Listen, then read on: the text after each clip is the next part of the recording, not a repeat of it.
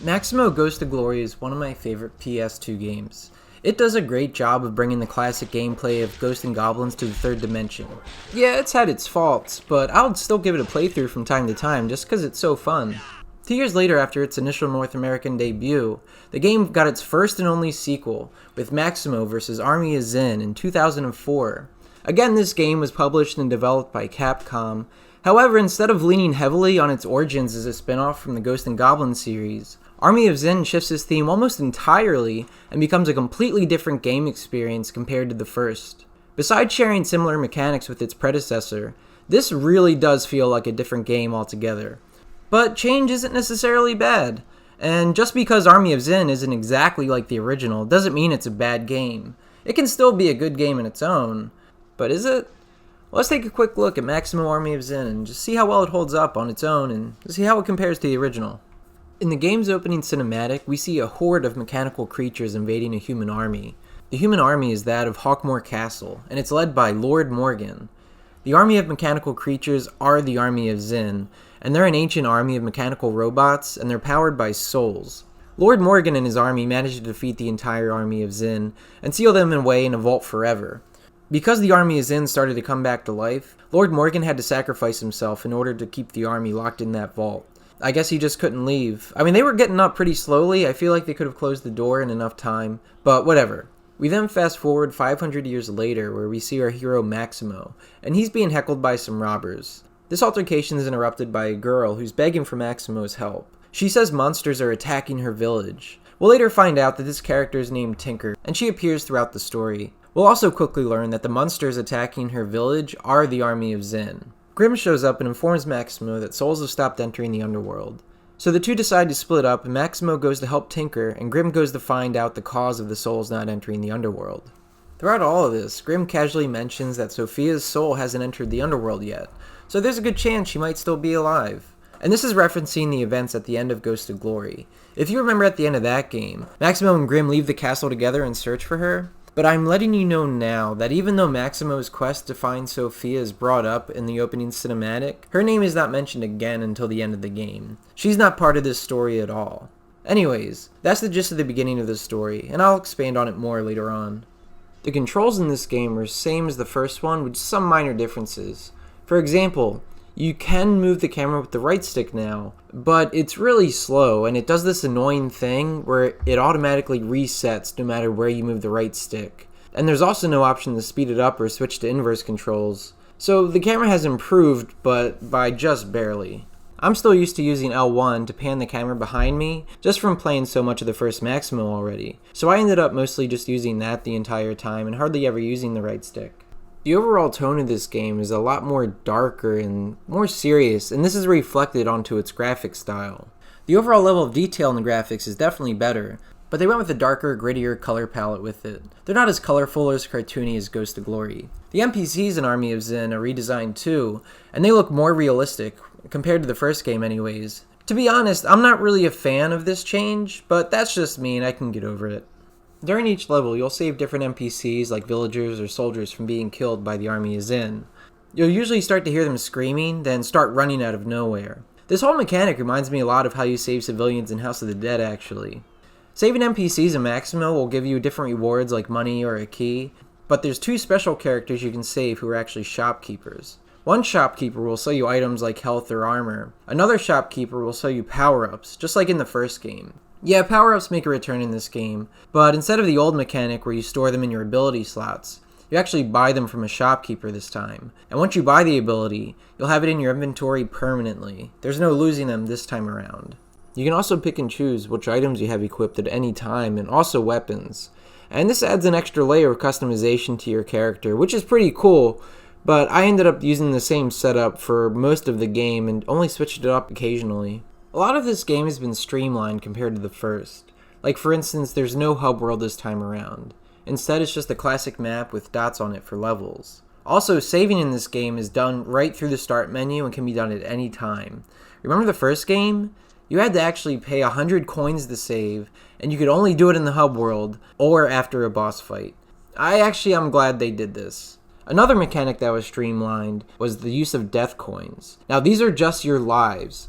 There's actually no continue system here. When you die, you spend 1 death coin. When you run out of death coins, it's a game over. There's no price increase or anything like that in this game. And if you're ever low on death coins, don't worry. You can always buy more. They're not rare or particularly expensive or anything. It's a lot more forgiving than the original. The game in general is a lot easier now. Like, my first death in this game didn't occur until I got to the first boss, and in comparison to the first game where I died at least once in every level. That's not to say the game is easy either, because it's not. There's definitely some tough levels you'll be going through. Platforming received a minor overhaul. For one, there aren't as many bottomless pits. Instead, they included more poisonous pools, where these are things when you step in them your health decreases quickly, instead of just dying instantly. There's also a ledge grappling mechanic now, where if you're just short of catching a ledge, Maximo will take out his sword and stab the wall, and then you can do a double jump back onto safety. This can be a lifesaver at times, and I think overall a welcome addition to the platforming. So let's talk about the combat system. There's a combo system now. So the more you attack in quick succession, the higher your combo. And the higher your combo is, the better treasure you'll get from the fallen enemies, which you can spend at the shopkeepers that we mentioned before. Maximo also gets another weapon in addition to his sword. He gets a hammer. And this is a great weapon for smashing pretty much anything early on in the game. You'll also have the option to summon Grim and play as him. He makes you invulnerable and can pretty much destroy hordes of enemies really easily. You can only use him as much as his meter allows, but you can always upgrade it later on in the game. Honestly, I kept forgetting it was an option, and I didn't really use him all that much. Now, here's where Army of Zin really starts to lose its charm with me, and it's the game's focus on combat over platforming. Like, they really went all in revamping this battle system, and I think the game is worse for it. The combat in Army of Zin is nothing like the first Maximo. Ghost of Glory was deliberate in its combat. When you wanted to swing your sword, you better have meant it, because there was no canceling out of it. It was actually fairly strategic, and it really wasn't overburdensome. In the sequel, though, the combat is definitely more button mashy, and it gets very repetitive extremely quickly. And what makes it all worse is just the amount of battles you have to deal with in each level. There are just so many encounters littered throughout the entire game, and the combat system just isn't that good enough to warrant it. There's parts of the game where you take on hordes and hordes of enemies, and the only way to continue is by killing everyone. This is especially true near the end of the game, and it's just time-consuming and mindless. It made levels drag on, and it just ended up being a test of endurance for how long you can sit there and mash square while occasionally blocking. It really made this playthrough a real slog at points. The music here is all original. Unlike the first one, where most of the soundtrack were remixes of music from the original Ghost and Goblin series, a soundtrack which I loved, by the way. Here, the music was serviceable, and I remember liking it, but I won't go humming a particular tune or anything anytime soon. The different areas you go to in this game, I didn't really find that diverse or memorable. You start out in the village for a few levels, then go to a forest, then the Hawkmoor Castle into the vault, and through the Sunken City to the end of the game. But the levels really kind of blend together, and in recollection, I have trouble telling them apart. In general, though, the overall level of detail in each of the levels is really impressive. There's one thing this game does just as well, if not better, than the first game, and that's with the boss battles. The designs are really creative, and the strategies to fighting them are actually pretty varied. All the bosses in the first Maximo, they were basically just mini puzzles where it's just a matter of figuring out, the one trick to killing the boss. In the sequel, there are a couple bosses like that, but others that even if you know what to do, they still require some finesse and knowledge of the battle system to actually get through. Now let's talk about the story of Maximo Army of Zin. The general tone of the story in Army of Zin is a lot darker than Ghost of Glory, and it takes itself a lot more serious.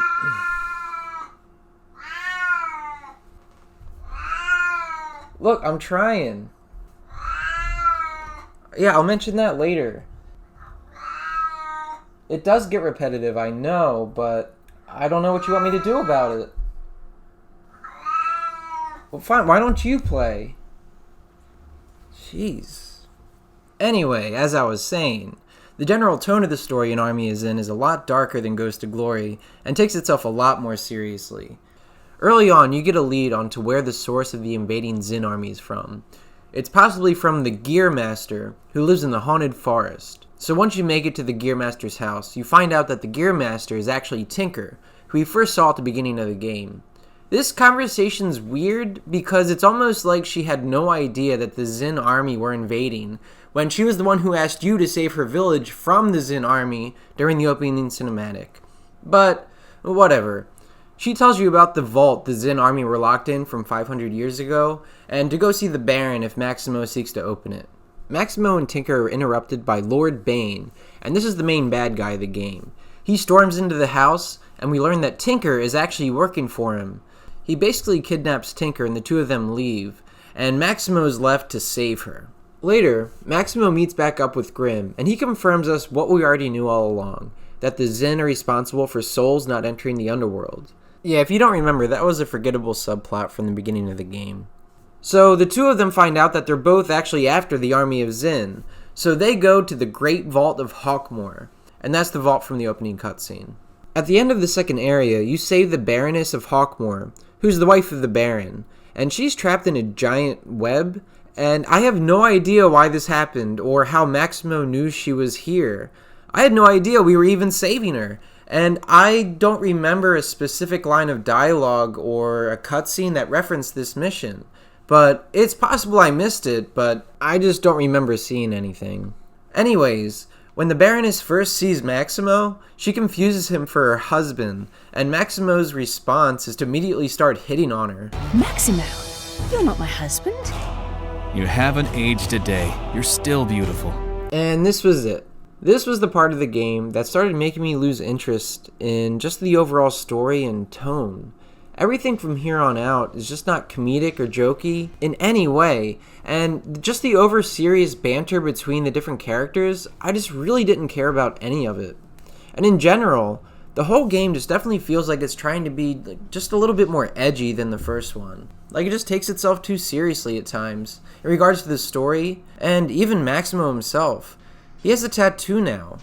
The last part of this video, I'm going to cover some endgame bosses and the conclusion of the story, so if for some reason you don't want to be spoiled about any of this, just skip to the time on the screen now.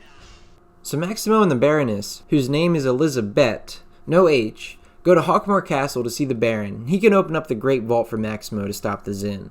At the Baron's castle, Maximo and the Baron start talking, and apparently, Maximo and the Baron have a backstory. They don't like each other, and they've fought in the past. They're like frenemies, basically. Oh, and check this out. He's the one who gave Maximo that scar on his face. Cool, I guess. I wasn't feeling it, and I didn't really care about the Baron or his relationship with Maximo. Maximo needs the Baron to open the Great Vault, and when the Baron refuses, the two go at it, sword versus sword. And I have to admit, at this point in the game, I was really not feeling Army of Xin, and this was due to all the combat and just the overall serious tone of the game. But the boss fight against the Baron was so good. Honestly, I think it might be my favorite boss fight of the game in terms of how fun it is. It's a 1 versus 1 sort of Dark Souls style boss, and this battle is really where the combat shined, where I actually enjoyed fighting an enemy. After you fight him, you get some more overly dramatic dialogue. Baron, we could fight all night, but that won't keep those people out there from getting slaughtered. This isn't about our past, it's about their future. The Baron agrees to open the Great Vault and help out Maximo, and now everyone's headed there next. Maximo, the Baron, and Elizabeth. Once through the Great Vault, the gang gets ambushed by Bane and the Xin, and during the scuffle, Bane kidnaps Elizabeth, and this is the beginning of a string of some terrible levels. Minus the Sunken City levels. They were awesome. In the next level, all you do is fight enemies for 10 minutes. That's it. And to top it all off, you're fighting alongside the Baron, but if the Baron dies, you have to start the whole thing over. So you have to protect him too, and it's so annoying. And not annoying in a way that's like, this is annoying, but I can overcome this if I just get good. It's annoying because no matter what weapon or enemy tactic you use, you're just button mashing square for 10 minutes and occasionally blocking. But you also need to make sure that the Baron stays alive, who's terrible at staying alive, by the way. It's so boring. And most of the levels in this later quarter of the game are victim of this horrible design choice, where you're fighting just hordes of enemies for what feels like forever. Honestly, if I wasn't planning on writing a review for this game, I would have quit playing sometime around here. I just was not having fun. Maximo and the Baron exit the vault and end up in the sunken city. And the boss of this area is actually really cool. It's against a huge sea serpent and you're surrounded by electric water, and he's slowly destroying the floor around you. I mean, once you know that you can just spam him with your sword, he's not that annoying, and pretty easy to be honest, but without a doubt, he has the best death animation for a boss in the entire game. The last few levels are enemy-filled grindfest that drag on, and I just didn't really enjoy them at all. Eventually, Maximo manages to destroy the machine that's trapping all the souls. It's called the Soul Crusher. Now you have to save Tinker, and she was kidnapped by Bane earlier on if you don't remember. In the second to last level, called Rescue Tinker, you save Tinker at the beginning of the level, and she tells you that she's been working on a new Zen soldier for Bane, whose design was based off the Ultimate Warrior, who turns out to be Maximo himself. This level, though, is by far the worst level in the entire game. It is just filled with so many fights that even dying and going back to the nearest checkpoint will put you back 10 minutes at a time just because you have to fight so many enemies. There's even a standing turret section in the game, which just further exacerbated the boredom and repetition. I just wanted the level to be over multiple times during this level. It's such a long level too. It felt like 40 minutes was just this. Anyways, after finishing the level and escaping the fortress, you fight Bane in the final fight. The final fight with Bane is in two phases. The first phase requires you to knock him out of the air so you can wail on him, but he's summoning his Zen minions, and they're constantly attacking you while you're trying to fight him. It's easy enough, but gets really annoying trying to deal with all the enemies as they start piling up as the time goes on. The second part is a one-on-one fight with Bane, and I actually enjoyed this part of the fight. After you defeat Bane, Tinker picks up Bane's armor, and guess who shows up? Achilles! Yep, the main antagonist from the first Maximo. I guess he was possessing Bane's soul? I'm not really sure of what the implication is here, but Achilles kills Tinker, and the final fight is against Achilles himself. Yes, the bad guy from the first Maximo, who has had zero mentions in this game at all, is the true final boss. It's almost like they threw him in last minute because he really just comes out of nowhere for no reason. The boss fight itself is nothing worth noting. After defeating Achilles, you finally beat the game, but Tinker's still dead. So in order to save her life, Grim takes part of Maximo's soul and gives it to Tinker to revive her. Grim then mentions that Maximo still has to find Sophia. And for some reason, the Baron, Elizabeth, and Grim, they all agree to help Maximo find Sophia. Why would the Baron of Hawkmoor agree to help Maximo search the planet for his girlfriend? Whatever. The four of them all walk off into the sunset and the credits roll. And this is basically exactly the same ending as the first game. Maximo's new friends walking off together to find Sophia. I really didn't like this ending. We gained nothing from it, and we're basically back to where we started. There's no New Game Plus mode here like in the first one, but you can go back and replay all the levels, but some of them I have no clue why you'd want to. I think the overall direction of this game as a more serious, story-driven Maximo is kind of lame and cliche. As you watch these cutscenes play out and listen to the dialogue, you'll notice that the game I feel like takes itself too seriously, and I just didn't care about all the backstory and the characters that was thrown into this game, like the Baron and Elizabeth. Overall though, Army of Zen is a good game in its own right. It's just that it removes so much of what made the first Maximo special and unique. Maximo vs. Army of Zen is basically just like every other 3D platformer released during this time. It's generic. At least Ghost of Glory had things that make it stand out from the heaps of 3D platformers around at this time, even though a lot of people may not have liked them. Like the continue mechanic, where the price to continue increased every time you lost all your lives. The dangerous hub world, its deliberate combat system. As a Maximo game, Army of Zen is not a great sequel in my opinion, and doesn't do a lot to honor its roots. There are some things in this game that are pretty great, like some of the enemy and level designs, but this game added too much story and focused too much on the combat to ever have me coming back to this game anytime soon. The first Maximo, yeah, I'll definitely play it from time to time, just because I enjoyed it so much. Not the case here. And yeah, those are my final thoughts on the Maximo series. Army of Zen ended on a cliffhanger, but there was no sequel ever to be released, and to be honest, it is a shame they kinda just gave up on the series, because the first Maximo is just so fun. But what did you guys think of the Maximo series? Did you like the second one better than the first one? Or, I don't know, let me know what you think. Anyways, that's my review of Maximo vs. Army of Zen, and so I've covered the entire Maximo series in just 2 games. Thanks a lot for watching, and I'll catch you next time.